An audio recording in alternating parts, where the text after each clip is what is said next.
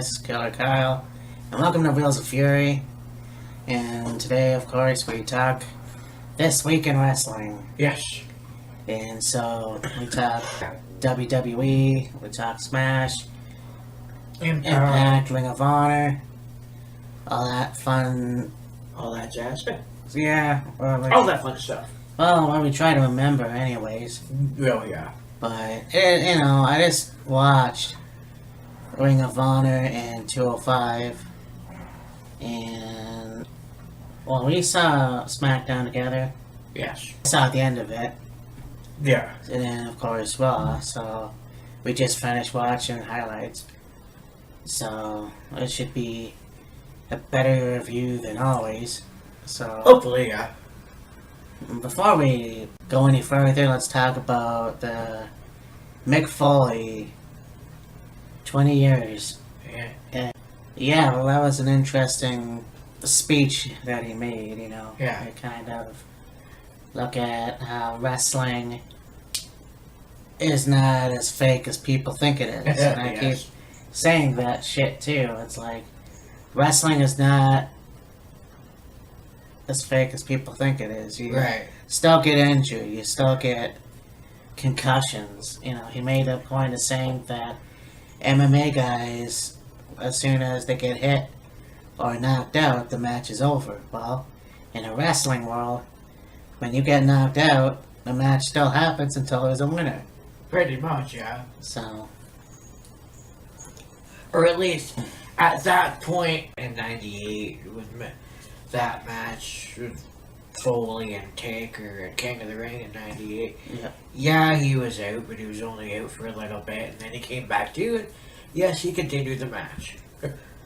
Now, by today's standards, if you get knocked unconscious, they're more than likely going to ask the match. You can ask into a more question. Yeah. Yeah, shit. Fucking gets thrown into the ropes, goes to get thrown out of the ring or whatever, goes into the ropes, fucking hits the wrong way, and hey, well, I mean, pretty birdies. Shit. Yeah, well, you can look at it both ways, Yeah, it's safer to stop the match and whatever, but at the same time, it's, I don't know, I mean, it's a hard call. I think another thing about it too is nowadays wrestling, and I'm sure other sports, well, definitely wrestling, and I'm sure other sports now are paying really close attention to their athletes getting concussions, as opposed to, like, concussion protocol nowadays is a lot different than it was 20 years ago or more. Because, I mean, like, nowadays, yeah, they'll use chairs in matches, but mostly it's like across the back, or to the leg, or to an arm, or even in the midsection. Not headshots anymore. No. Whereas with, like, in the 90s, headshot city. Yeah, 90s, 2000s, it was pretty nuts. And then, of course, you got the whole thing with Benoit and the concussions with Nowinski and all that other shit, too. Yeah. Again, it's like, yeah, okay. You can call professional wrestling fake, but at the same time, you get injuries. You get people like Matt Hardy who can't wrestle anymore. Or whatever. To me, that's not fake. That's just, it's unfortunate. If you end up with a bad enough injury where your career is over, no ifs, ands, or buts about it, shit, that's it, not fake. Pretty much. And it's too bad, too, because, I mean, he was in the prime of his, well, I can't even say that anymore, but, him coming back to WWE and having that run with Jeff and then doing the broken gimmick, and then all of a sudden, it's like, you get taken away from you, and it's kind of too bad the way that works.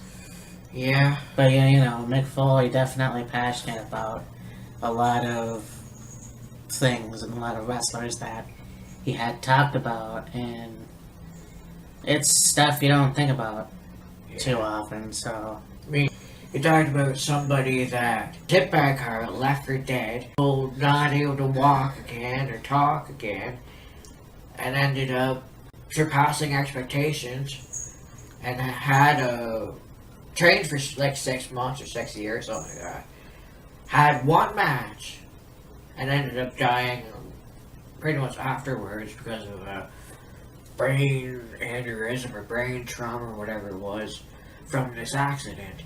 Another one was a wrestler, I think it was a female wrestler, was in a 2 out of 3 falls match, broke her neck in the first fall of the match. Yeah.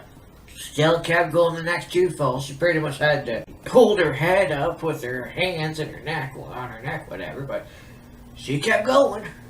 Yeah, and then that goes to show you how tough professional wrestling really is. Oh yeah. So, I mean, it's probably on the WWE network, maybe. So, It could be. yeah, check it out. One thing that really bothers me, though, is that they teased him saying, fuck. Yes. And, I mean, he's like, oh, I'm saving it. You never know when it's coming out. Well, you bleep it anyway, so... Yeah. Really, there's nothing special, but... Well, no. Here's the way it went. They were talking about, immediately following Hell in a Cell on the WWE Network, Mick Foley celebrating 20 years in Hell, which is like the 20th anniversary of when he had the Hell in a Cell match with Taker. And my mind was thinking like, it'll be Mick Foley reliving the match, maybe Taker as well, and several other wrestlers talking about the match, and maybe where they were when they saw it, and what their thoughts were, and all this other stuff. What it ended up being was basically a continuation or a renewal, if you will, of Mick Foley doing stand-up comedy. Something like that, yeah. So, I mean, not that it was bad or anything. Just, my mind went one way, and Meg was like, okay, I'm over here doing this thing. I will say, it was pretty cool. Couple of things. One, Jeremy Borash. Yes, Jeremy Doing introductions, and 2, Nita Strauss. Yes, fucking Nita Strauss.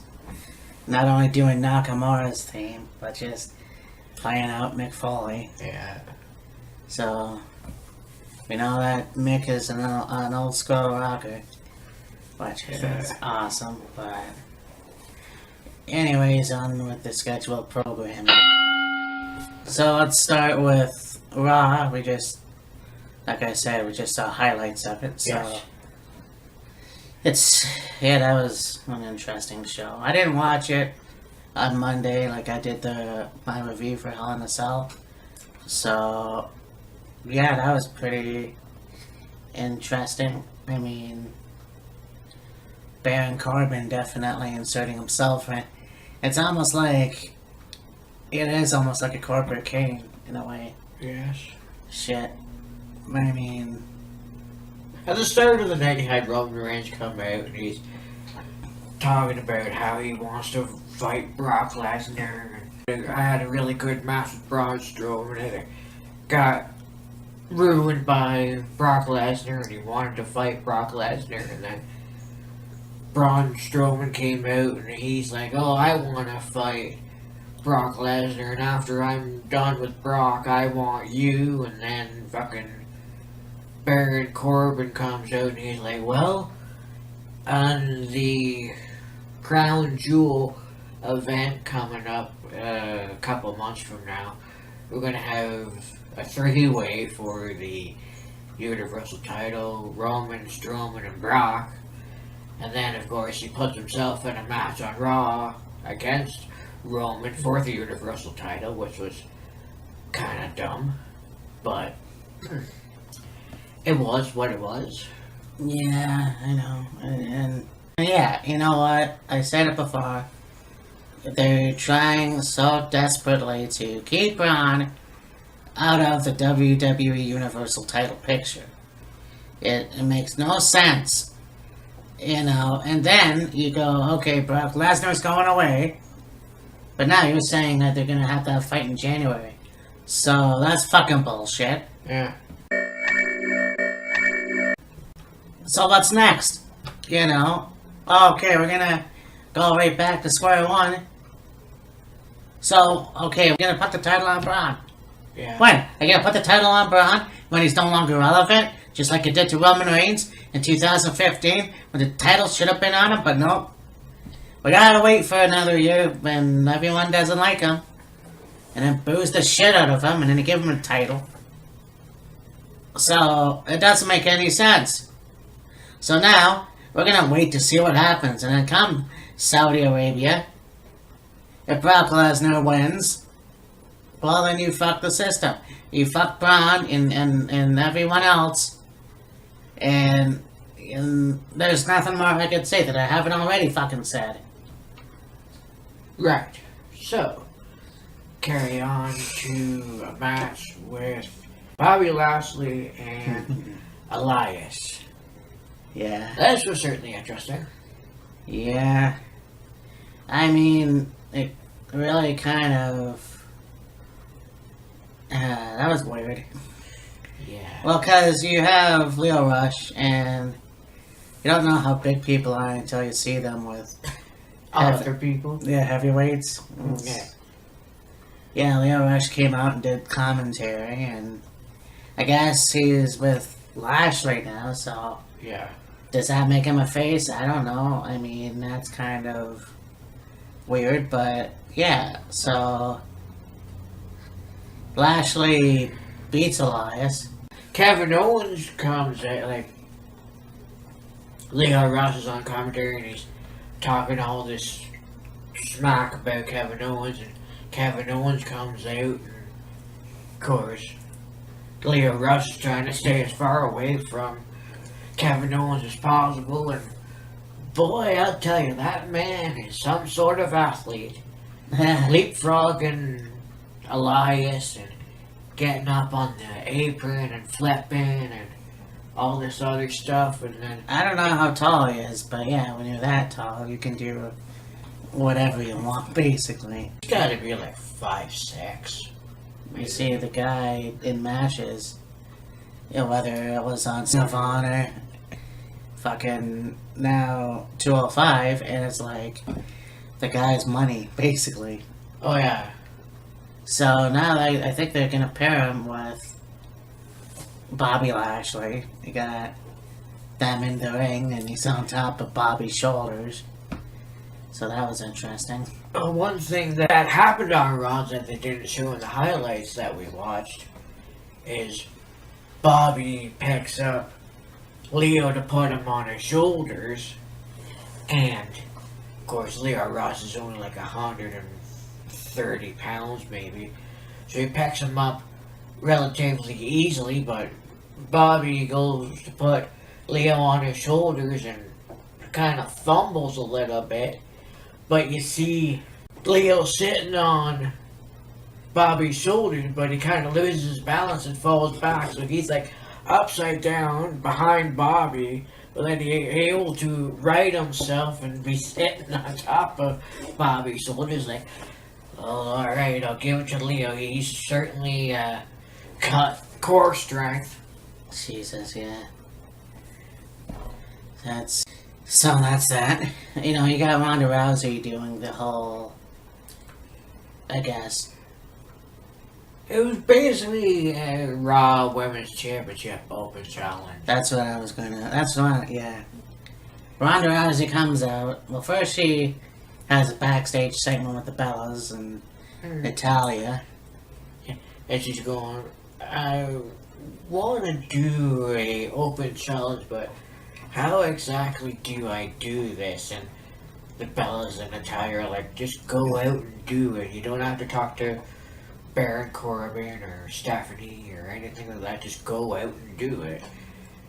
And they're going on a little bit with that, and then you see Ronda in the ring, and she's giving praise to Alexa Bliss and talking about her match with Alexa Bliss at Hell in a Cell and all this other stuff, and then she makes the open challenge, and she goes from being sweet and kind and nice, talking about Alexa Bliss and thanking her for challenging her, and, you know, I want to make sure I'm going to be a really good champion like Stone Cold Steve Austin and Bret Hart and Ric Flair and stuff like that.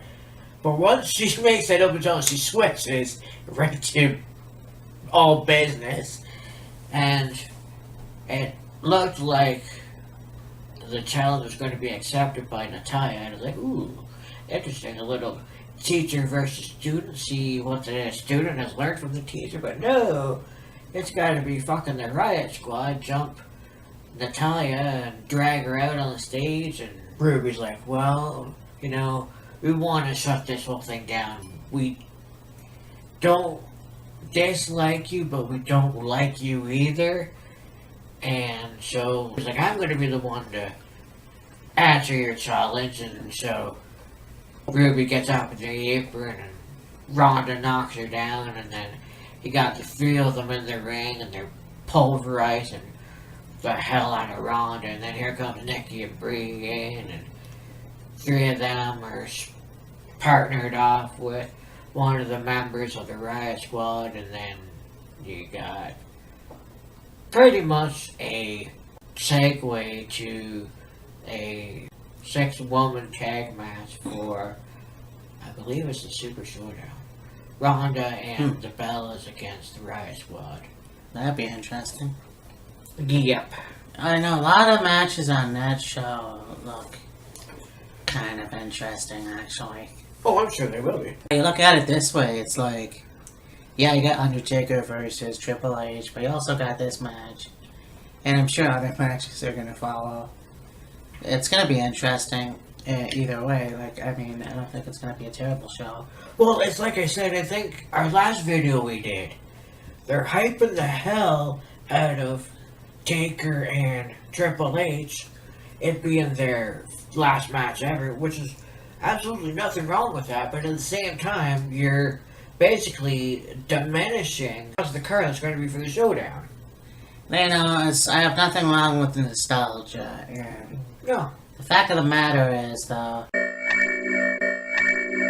is you look at the old guys, the guys that have been around for 20, 30 plus years, and you're saying, okay, well, fuck these guys over here that are trying to do more matches, and they're younger, and they're hungry as it is, and all this other bullshit. But we gotta be the focus, and we gotta have the attention. And it's like, you know, how much more attention do you fucking want? Yeah. You know, Undertaker should have had his last match at WrestleMania when he tombstones John Cena and gives him a ring boner, and then we have him coming out and he's talking again, and then going on about saying he wants a match with Triple H.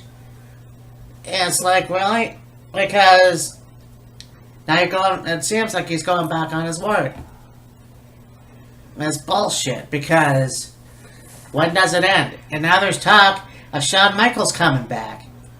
Potentially, yes. And having one more fucking match.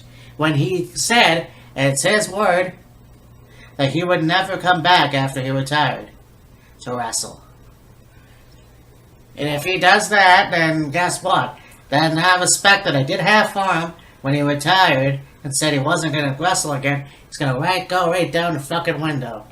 Again. And Right down the window or right down to your crotch? well, you know. So, what it appears to be is Kane will be in Undertaker's corner, and Shawn Michaels is going to be in Triple H's corner. Right. And obviously, this is going to be the main event, so... Most likely. Like, when the fuck do you give other people a chance? Yeah. I don't know if this is entirely true, but there's speculation that maybe for the Crown Jewel event or somewhere in there, they might have reunion of DX against the Brothers of Destruction in a tag match. Okay, that's fine, but who's gonna wrestle? Is it gonna be Triple H and X-Pac or Triple H and Shawn Michaels? Triple H and Shawn. Oh, yeah, that's right. Oh, that's true as well. I didn't think of that. Yeah, they have Shawn in Triple H's corner and the Shield down in Kane and Undertaker's corner. However, that goes down, it might lead to like I said, a tag match, either for like the Crown Jewel event or Survivor, whatever. Well, yeah, no, Survivor Series might work. Who knows? Yeah. It's just a little frustrating because, you know, like I said, I'm all for nostalgia. I love it. But the fact is, you take away focus of guys like Seth Rollins or guys like Bobby Roode. Well, whatever. But those guys that actually are also on the card. Yes. So it's like I know your main event is important, but so is the rest of your card. so is the rest of your card, and you better live up to the hype. I'm sure it will. Yeah. Triple H is almost 50 himself, and I don't know how good a shape he's in. Because he doesn't wrestle very much. No. I mean, I will say the match at WrestleMania was awesome. Yes. It's the only good goddamn match they had. So, anyways. Oh, it was Roman Reigns in the beginning of the night. We talked about that, right? Yes. And Braun Strowman here, I swear, they tried desperately to make him a heel. Yeah. You suck, you suck, you suck. Everybody here sucks. Yeah. Am I a bad guy now? Yeah. Fuck.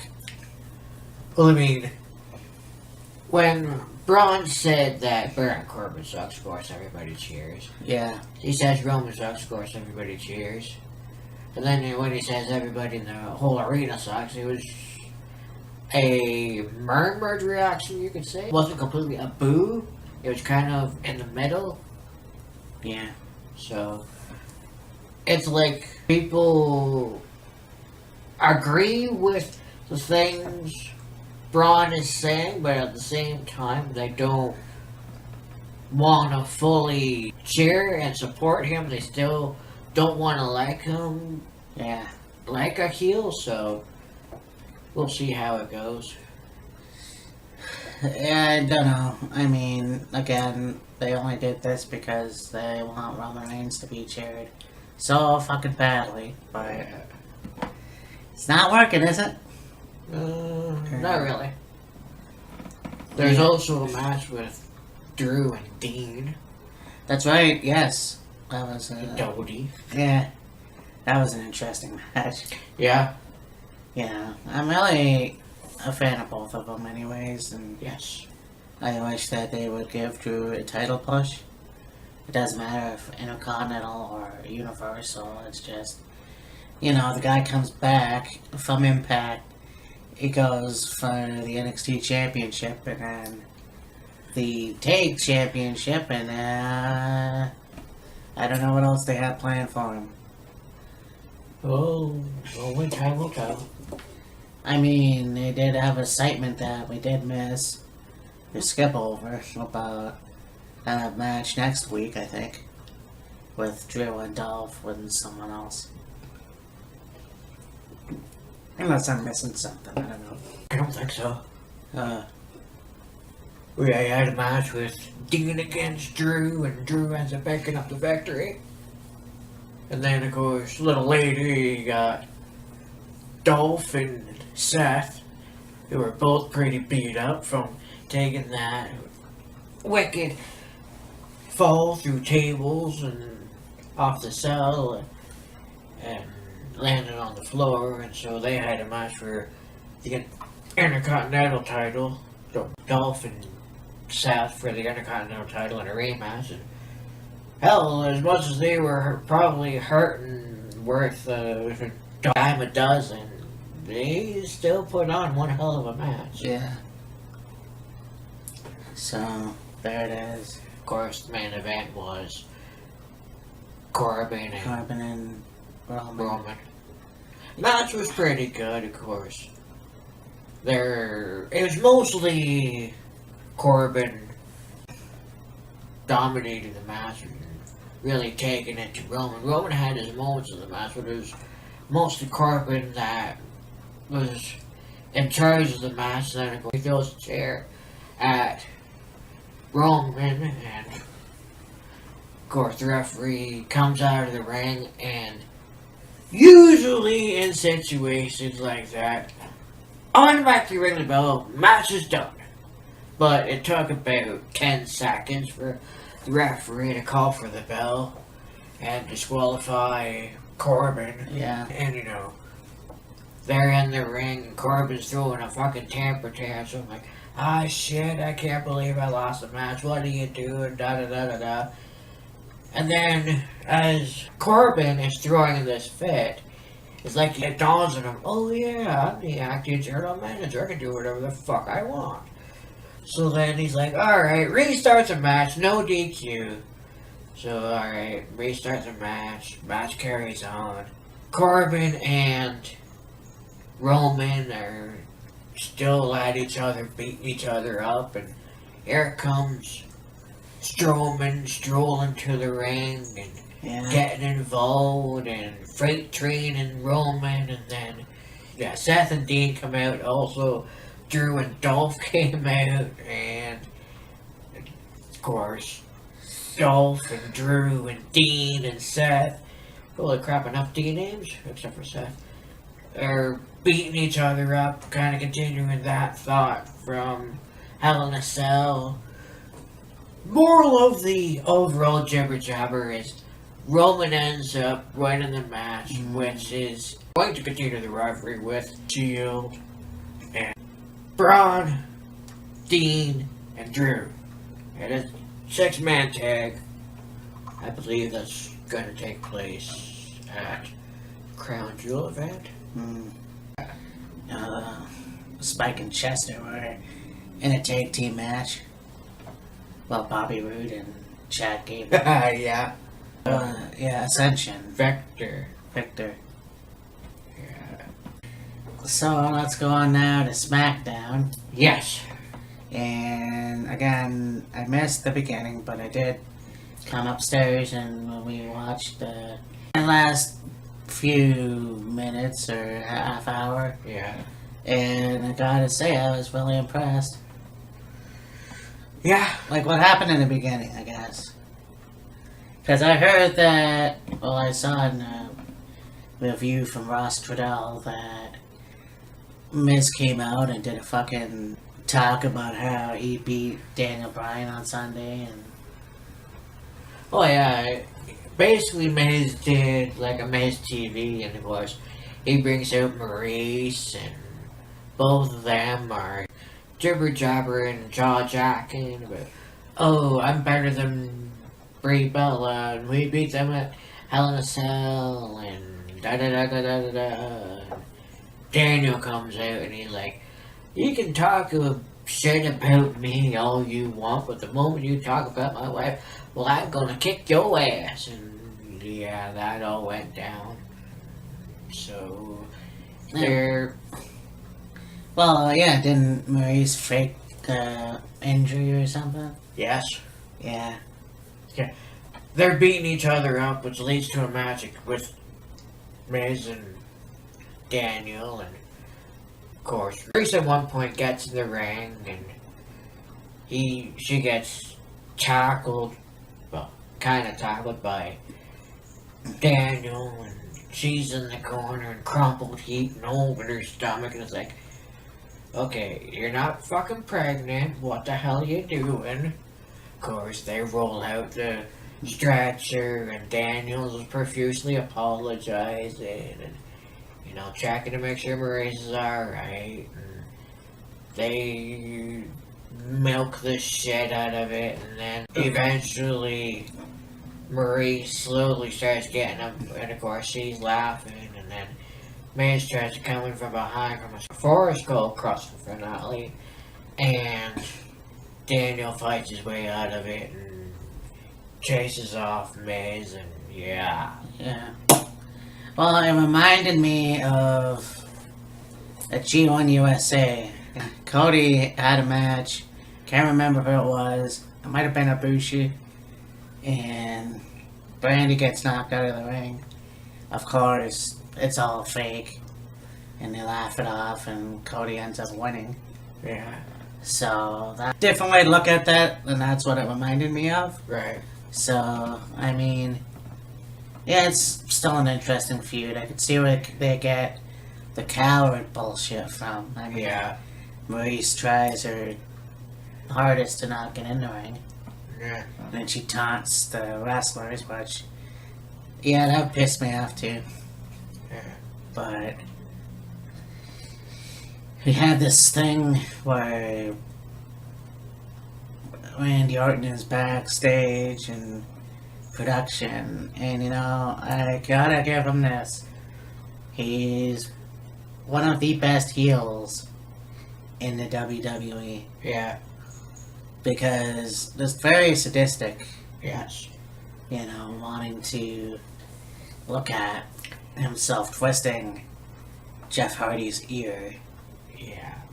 and And all the other things he's done to Jeff over the last little while. It was like, wahoo! You're sick and twisted and demented galore. yeah, that's what I love, you know, and I think that he does perfectly with that. And again, I'm not a Randy Orton fan, but it's still, it sort of grows on me a little bit. Yeah. But we got, I know I'm going ahead, but the whole inauguration for Becky Lynch. Yeah. You know, if you're gonna put a cloth around a championship, make sure it's fucking new. Yeah. It's the same fucking title with, you know, Becky Lynch's Yeah. logo It was on it. exactly. Paige is in the ring. She's got a table next to her, but clearly looks like a championship was covered up. And it's like, oh, maybe with Becky winning at SummerSlam, they're gonna debut a new championship. So Becky gets in the ring, and Paige is congratulating her and everything. Pulls this cloth off the championship. Hey, it's still the same fucking championship with side place for Becky Lynch. Are ya fucking kidding me? Yeah. Fuck. Yeah, you know, that's the first time they have, well, I mean, they've done plenty of this shit with, it's again, I don't know if it was intentional to insult the audience. Obviously, we thought it was going to be a new title, but whatever, you know, because Becky Lynch comes out and then she tries to be a heel. I mean, to her advantage, I guess. Yeah. You know, that's, you know, oh, we're heel, we should cuss a lot. And have a bad attitude. And she comes Yeah. out with her leather jacket, and Yeah. then Charlotte comes out, and then she's like, oh, you're my friend? Okay, put the title around my waist. Yeah. And then all this other bullshit. Yeah. Of course, that doesn't work. So then, of course, Becky goes to you, you bitch trick, and Charlotte comes out, and of course, Paige's like, now, ladies, we're not gonna have a fight in the ring here, we're not gonna have this on my watch, and of course, Charlotte's like, no, I'm a professional, I can handle myself. Once the bitch word dropped, well, the whole bets were off at that point. And now this site, I mean, this, you know, I talk about what the other excitement reminded me of. Look at when they had the ECW WWE thing, and you had Mick Foley and Terry Funk in the ring, and Terry Funk is trying to get Mick Foley to kick his ass. Yeah. You know, your wife is a whore! And then, you know, it doesn't budge, and then he says something about the WWE, and Mick Foley goes off on him. Yeah. So, it's almost reminded me of that. Yeah. But, you know, it's a good feud, and I think, yeah, Becky's not a very good heel. I mean, everyone loves her, and they still cheer for her. I mean, I still cheer for her. So, there's something, like, not right, you know. And insulting the fans isn't going to really do anything either. No. But, This is a friendship blossoming between Asuka and Naomi. Oh, yeah. It's like Rush Hour, the chick version. Yeah, really, yeah. Yeah, you know, I don't get it. Like, it's okay. I mean, Asuka is no longer the threat, you know. She didn't beat Charlotte at WrestleMania, and yeah, she's no longer the threat. Once you fucking take the title off somebody, when they've had a streak going, that person is no longer a threat.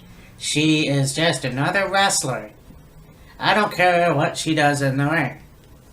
And now you put her with Naomi, and we're gonna do this whole foreign, misunderstanding thing. Yeah. You know, it doesn't make any fucking sense. Yeah, it's cool that they're a tag team. Okay, fine. But knock that shit off. Yeah. I don't think Asuka's that stupid. I mean, again, it's the writers that write this shit. Yeah. You know? Yeah. Yeah. Dumb is dumb is dumb. It's fucked up. I mean, that's the way it is now, you know? They try to take these wrestlers or superstars, whatever the fuck, and they try to make them lame, and then people are gonna call them lame. It's like, no, you want to make these guys legit fucking badasses, and that's the way it should be. And no, you can't. You can't fucking do that. You can't help yourself. You gotta make Asuka this a stupid foreign-faced wrestler, and you gotta have her do the misunderstanding, and Naomi talking about whatever the fuck she talks about, you know, and then, hell, I mean, at least it's better when she was with Carmella. And so, I mean, what else? When are you gonna give Asuka another title opportunity? That is something that I'd like to know. Yeah, exactly. But no, we're just gonna keep her with Naomi for a while. Let's see how it goes. Yeah. Of course, they had Asuka in a one-on-one match with, I believe it was Billy Kay. And that ended in a hurry. Yep. Yeah. Hey, here's this badass wrestler that can tap somebody out in 5 seconds. Can't beat a legendary... Fuck off. Fuck you, assholes. It make no fucking sense. Asuka would be fucking champion right now if politics weren't in the fucking game. Yeah. And it's not a knock on Charlotte Flair either. I'm sure it wasn't up to her. True. Yeah. But anyhow. So I guess that's SmackDown. Yeah, I can't think of anything else. I know there was. Yeah, I know. Yeah, that's always the hard part. You watch a bunch of stuff over 4 days, and then the 5th day you're like, alright, let's talk about it. Well, you know, and we try to write things down.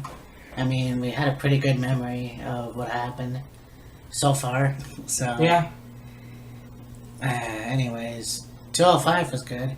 Yeah, 205 actually was pretty good. Yeah, I mean, Drew Gulak has always been impressive. I mean, they took a guy that did the PowerPoint presentations and the Captain Underpants and the funny, goofy wrestler guy, and as soon as Drake Maverick comes in, it's like, get your shit together. And now Drew Gulak is the most dangerous person on fucking 205. Yeah. I mean, he should be in that stable with Drew Gulak. Drew Gulak, Buddy Murphy, and Tony Nese. Yeah. Although they've got Drew Gulak right now with friggin' Captain Headbutt and Yeah. Mr. Leather Jacket. I mean, Jack Gallagher and Brian Kendrick. Oh man, that headbutt. There's a lot of... You know, never really thought in a million years that your head could be that lethal. Yeah. But... They had Mustafa Ali vying for another match with Hideo Itami.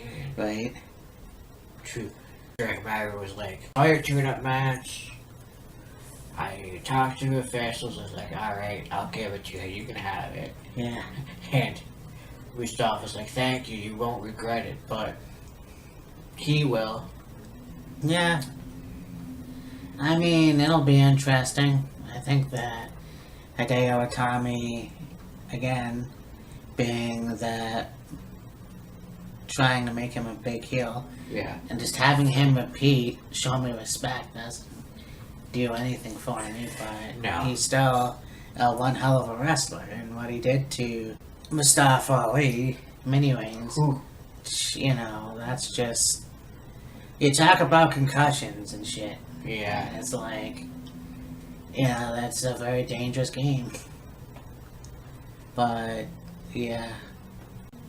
There was TJP Oh, yes. and Grandmaster League, or let's say Dorado. Let's say Dorado. Yeah. Yeah, TJP is a very good heel, too. Like, Yeah. The presence of him just coming out and talking and then beating the shit out of his opponent Yeah. and then leaving, you know. It's kind of cool to see stuff like that. Especially taunting Grandmaster League with the little Mexican spinner thingy. Yeah. The cracker, I think they call it. Yeah. Well, he wins the match by pulling the guy's mask off and Yeah. he'll move all the way, although I will say I wasn't expecting Grandmaster League, under the mask to be bald. Yeah. No, me neither. Yeah. It's Yeah. funny, you know, that has become the biggest thing now for heels to do when they face luchadors is, hey, let's take the mask off. We know it's disrespectful. Well, I mean, Yeah. it's starting to get cheap. Yeah. So, I mean, A while ago, I made a kind of a rant, I guess you could say, about the overutilization of the low blow by Shinsuke Nakamura. You could kind of say the same thing about heels going, repping the mask and trying to take the mask off of opponent that's wearing a mask at the same time. It's like, as much as it might be overused, when you see it, it pisses you off. yeah. I mean, it's kind of a cheap move again. you know. Yeah. And we get it. That's a sign of disrespect. Right. So, I mean, move on. I mean, so we'll see what happens. I really enjoyed this match. Luchadors are always fun to watch. Yes. So, of course, at the end of the night, you saw an interview with Buddy Murphy about Australia, Yes. talking about coming home and winning the Cruiserweight Championship. And it's, you know, the logo's going to change and, you know, everything's going to change and stuff Yeah. like that. So we'll see. It should be interesting to find out. Yeah. Well, there was the match okay. with Cedric Alexander Oh. and Drew Gulak for the Cruiserweight. That's right, yes. I don't know why I forgot about that. Yeah. Fuck. No, that was a good match. I really, Very good match. like I said, I mean, Cedric's been around forever. Like, so is Drew Gulak, obviously, but Yeah. those two really put on a great match. And Cedric retained, which I think is cool, because, you know, you don't want to give Gulak the belt right away, so we'll see what happens. And, again, Drew coming out, and he's got the whole American flag, Rocky jacket. Apollo Creed look. And, yeah, so it was pretty cool to watch. Yeah. Of course, Gallagher and Brian were escorted to the back. Yes. So, yeah, I mean, this was cool. I really enjoy seeing those two have matches, and we'll see what happens next week. I did watch, actually, last week's 205. That was good. Yeah. So, now we head on Now down. we go to NXT. Yeah. I did not watch it yet, so you're gonna have to fill us in. Alright, so let's see here. Well, they did a promo with Keith Lee. That was good. Yeah. They had a match with Jackson Riker, formerly Gunner from Impact Wrestling, Yeah. against, I forget the other dude's name, Yeah. but Jackson pretty much wasted the guy and beat him up pretty quickly. You also had a tag team match with Deonna Purrazzo, Dakota Kai, Lacey Evans, and Aaliyah. Oh, yeah. That was a pretty good match. Right on. Of course, Lacey Evans and Aaliyah ended up winning the match thanks to Lacey's lethal right hand, or left hand, Yeah. right hand. Yeah, that lethal punch of hers, Yeah. I tell you, as wicked can be. Oh, for sure. Yeah, I mean, that'll be fun to watch. Yeah. And of course, the main event was the title match. Ricochet and Pete Dunne. And I'll tell you, one hell of a match. They put on a show. I bet they would. Oh, yeah. I'm very impressed with both of those guys. I mean, watching Pete Dunne's matches are fucking entertaining. Oh, yeah. I know Ricochet's matches are entertaining. Yeah. Fucking saw them in February when they came to Peterborough, and holy shit, you know. I think that, you know, this is going to be one of the best matches that I'm going to see. I mean, we'll watch it. And were both titles on the line or just one? Both of them were. Uh-huh. So, if Pete Dunne won, he would end up as the North American champion and still UK champ. Vice versa for Ricochet. Well, it'll be interesting to see what happened. I'm not exactly sure if I should give away the end. Yeah, I don't think so. I'll be surprised. Alright. I'll put it, I know, and I'll put it in the video once I know. Yep. Yeah, that NXT in a nutshell. Okay. So now we go on to Ring of Honor. That was an interesting show. Yes. I mean, I don't understand what Bully Ray's issue is. But, shit. You know, it was basically more talk of Death Before Dishonor, Oh, yeah. which we should do a review of at some point. Yeah. So, sure. maybe, I don't know, when is Death Before Dishonor? Sometime in October, I think. Alright. Well, I'm not entirely sure when, but I'm pretty sure it's sometime in October. yeah. Sumi Sakai, he took on, I can't remember her name, but she obviously won. Right. And then she has an interview, and she calls out to Neil Dashwood, and they talk about having a match at Death Before Dishonor, Right. and Tennille goes on about how she respects Sakai Yeah. and all that, and she invented the Divas Revolution. No. Foul! And she will accept the challenge. Right. So, yeah, that was pretty cool. Oh yeah, Bully Ray went out and he was going to, I can't remember who he was going to attack.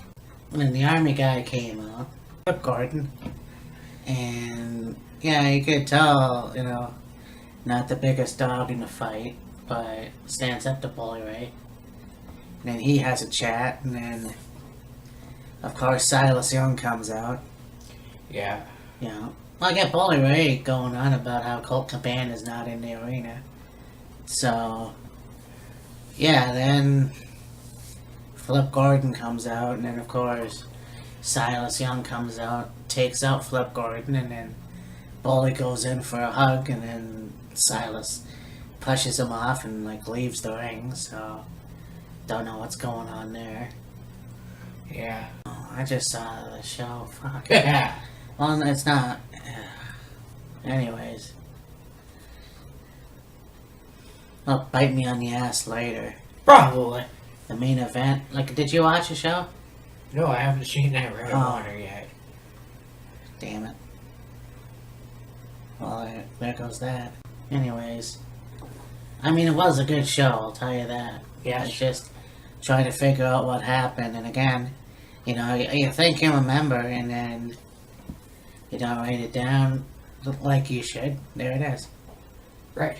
So, that's Ring of Honor. Ring of Honor, a brief version. So, let's go on to Impact. It's emulated in Arena Mexico. And, you know, you talk about good bad guys, and you look at LAX. Or, well, they're not called LAX. POGs. POGs. And the fact that it's all about running over this kid. Yeah. And Eddie Kingston's like, yeah, and I hope he's not breathing or whatever. Yeah.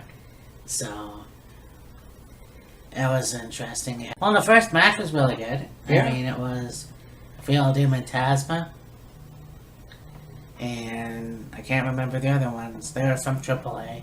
My mind is friggin' going to Aerostar Yeah. and a couple other guys against OVE. Yes. Yes, exactly. Yeah. Yeah. And, you know, they come in and they have the fire flame thingy. And that was pretty cool to watch. All it was a fucking lighter and a can of hairspray or something. That's Yeah. it. At least Impact has pyro. Their version of pyro. Yeah. I mean, then you got OVE, which, again, I saw last week's show yesterday as well. So you have... I knew what you were talking about. It just took a moment to register. Yeah, it was OVE and Aerostar, and I can't remember the other Yeah. two dudes' fucking names.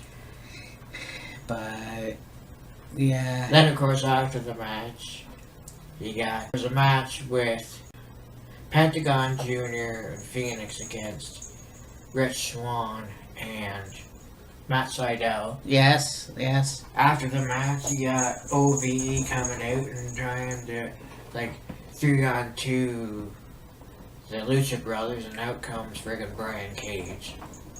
Yeah, and it's like... Rich Swann didn't want to be tag team partners. Well, Matt said, I was going to say Evan Bourne. Yeah, right. And you have Seidel talking Spanish and all that stuff. Yeah. And you have a backstage segment with Tessa Blanchard and Femi Apache, which I thought was pretty interesting. She goes into this locker room, and it looked like she was having a conversation with, I thought it was Sexy Star. Yeah. And then, about, like, this is my spot, I sit here, I'm the champion, blah, blah, blah, blah, blah. So she walks off, and then Fabi Apache has something to say about it. Of course, she can't speak a word of English, so she's speaking in Spanish, and they got fucking the subtitles on the bottom. Oh, I didn't see that. Yeah. Huh. And they're going back and forth with each other, and it was like Tessa Blanchard goes, around here I'm the champion, like in Impact, and Fabi Apache goes, well, where I'm from in Mexico and Lucha Wrestling and CMLL, all the competitors, well, the female competitors at least respect each other, so. Yeah, and then Femi Apache had a match, and then there was a translator, and it's like, I want a match with Tessa Blanchard next week. Right. So, pretty cool. You had... Well, there was a interview with Austin Aries, Oh, yeah. and there's fucking Killer Cross and Moose looking like Johnny Ace circa WCW. And this is the thing, you know. Moose turns heel, which was a surprise. A good way to turn heel, by the hell. You know, you look at this, new version of Moose, and I hope he doesn't keep it. It's got the whole 90s look and Yeah. backwards, I don't know what kind of hat you call it, Yeah. but shit. And then of course Killer Cross, and again with the main event being Austin Aries, and he took on El Tejano, which was interesting. Of course, Austin Aries won the match. It was a good show. I mean, you had Austin trying to get the bull rope, and then, of course, the referee goes and takes it from Austin, and all this other shit, and basically Austin Aries wins the match. Then you have Johnny Impact Yeah. coming on the screen, and he's talking to Austin Aries, and Austin's like, I did this before, you can't do this, I know what you're gonna do, you're gonna come out from behind me and beat me up and all this. Yeah. Now of course Johnny Mundo comes out and he tries to beat on Moose, and then he tries to beat on Austin Aries, and then of course they'll have a match for the Impact Championship, so Yeah. that was pretty cool. Yep. Yeah, Impact was pretty interesting. Yeah, it's kind of a shame that we don't write what we don't remember. Yeah. Write down what we see so we can remember. Yeah. But obviously Grado in his best friend's music video Yeah. was pretty interesting. So let's go on now to Smash, Right. which was, again, one of those shows where I'm trying to get used to the What's in the Box match. It's weird, but Weird, yes. Entertaining, oh fuck yeah. oh yeah. I mean, my brother does camera. I'm sure he thought it was fucking cool. Well, doesn't he do live audio Oh, he does that too. He did, manager or whatever? yeah, he did a few of that too. Producer or something like that. Yes. But you have this one, you got the well-oiled machines taking on Evil Uno and Stu Grace. Stu Super Gra- Smash Brothers. yeah, the Super Smash Brothers. And that was fucking awesome. I mean, you have Mike Rollins' head being stuck in a present, and they're trying to kick his head in, Yeah. and it's not working, and he sits up, and he takes the box off, and he's wearing a helmet, Yeah. you know. Yeah, that was funny. Of course, Braxton Sutter is now known as Pepper Parks, which is cool. So it was entertaining. You know, Yeah. they did a really good job at, you know, selling the boxes and the Yeah. ribbons and all that. But of course, the ladders came in and they fought on the outside. But, you know, ended up Mike Rollins going up on the top and getting the titles for him and Braxton. Yeah. So that was a cool match. Of course, few spots they did were with these Johnny B. Bad-esque confetti cannons. Oh yeah. Yeah.